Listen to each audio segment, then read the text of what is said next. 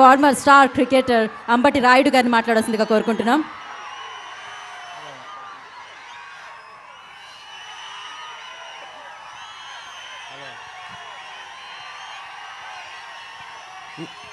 ఈరోజు వ్యూహం pre launch ఈవెంట్కి విచ్చేసిన అందరికీ నా హృదయపూర్వక నమస్కారాలు.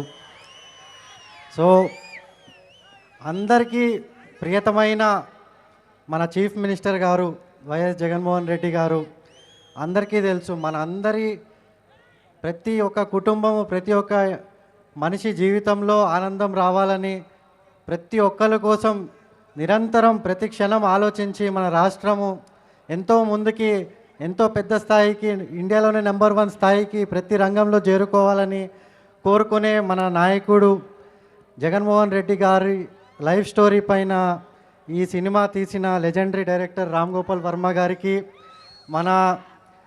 మన దాసరి కిరణ్ గారు ప్రొడ్యూసర్ గారికి, వాళ్ళు ఎంతో కష్టపడి ఈ సినిమాని మొత్తము ఈ స్టేజ్ వరకు తెచ్చిన వాళ్ళ టీంకి హార్టీ కంగ్రాచులేషన్ సార్.